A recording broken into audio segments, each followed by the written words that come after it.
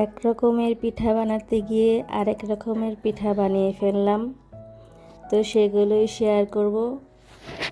আসসালামু আলাইকুম, কেমন আছেন সবাই? আমরা আলহামদুলিল্লাহ আল্লাহ তাআলার অশেষ রহমতে ভালো আছি। চলে এলাম নতুন একটি ভিডিওতে।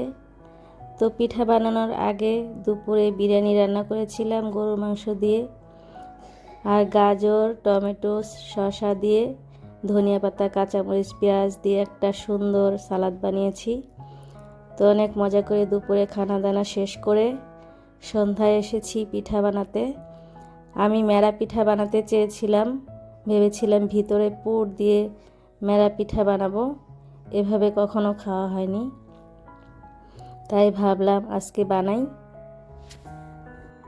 প্রথমে আমি নারকেল, গুড় আর কয়েকটা তেজপাতা, এলাচ, দারচিনি দিয়ে এই যে পুরটা তৈরি করে নিয়েছি। সুন্দর একটা পুর হয়েছে। আমি এখানে খেজুরের গুড় ব্যবহার করেছি। তো মেরা পিঠার আমরা এমনিতেই খাই লবণ দিয়ে, তো এইভাবে কখনো খাওয়া হয়নি, ভাবলাম এটা একটু খেয়ে দেখি কেমন লাগে। মোবাইলে তো দেখি, ইউটিউবে। তো এই তো আমি মেরা পিঠার জন্য চাউলের গুঁড়াটা ভালো করে ভেজে নিতে হয়। তো আমি অনেকক্ষণ সময় নিয়ে চাউলের গুঁড়াটা ভেজে নিয়েছি। চাউলের গুঁড়াটা ভাজার সময় কিন্তু আমি লবণ দিয়েছি। তো এর মধ্যে আমি গরম পানি দিয়ে ভালোভাবে মিশিয়ে এটা 2 মিনিটের জন্য ঢেকে রেখে দেই। তারপর 2 মিনিট পরে বড় একটা ডিশে নিয়ে আমি এই যে ভালো করে মথে নিয়েছি। এই তো দেখতেই পাচ্ছেন পিঠা বানানো শুরু করে দিয়েছি। এই তো আমি অল্প একটু কাই নিয়ে নিয়েছি, আর এর মধ্যে আমি পুরটা দিয়ে দিলাম। দিয়ে এটাকে গোল করার চেষ্টা করেছি, সুন্দরভাবে স্মুথলি গোল হচ্ছিল না, একটু এবড়ো থেবড়ো হয়ে যাচ্ছিল।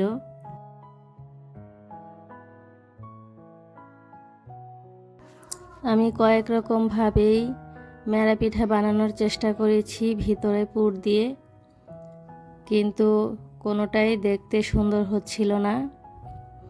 তারপর কয়েকটা শুধু মেরা পিঠা বানিয়েছি। তারপর ভাবলাম পুর তো তৈরি করে ফেলেছি, এখন পুর দিয়ে কি করব। এর জন্য আমি কয়েকটি পুলি পিঠাও বানিয়ে নেই। তো পুলি পিঠা তো একইভাবেই বানানো হয়, ওইটা একটু রুটি বানিয়ে তারপর রুটির ভিতরে পুর দিতে হয়। অনেকে ভেজে নেয়, আবার অনেকে ভাপে বানায়। তো আমি ভাপেই বানাবো। এর জন্য রাইস কুকারের হাঁড়িতে পানি বসিয়েছি, আর রাইস কুকারের সাথে যে ছিদ্রওয়ালা স্ট্যান্ডারটা থাকে সেটা দিয়ে আমি ভাপ দিব। তো সেটাও আমি পাশে এটার মধ্যে বসিয়ে দিই। এই তো দেখছেন পুলি পিঠা বানাচ্ছি। আমি রুটিটা হাত দিয়ে বানাচ্ছি, হাত দিয়ে ছোট করে রুটির মতো বানিয়ে এটার ভিতরে পুর দিয়ে দেই। আর এই তো আমার পুলি পিঠা হয়ে গেছে। এই যে আরো কয়েকটা বানাচ্ছি।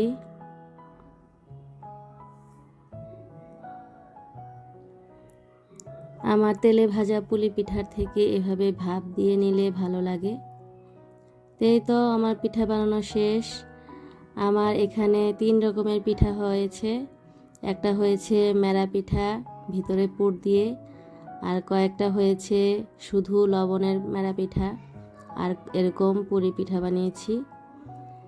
এই তো এখন আমি সুন্দর করে সাজিয়ে ভাপ দিয়ে নিচ্ছি। এটার মধ্যে খুব সুন্দর ভাপ হয়েছে।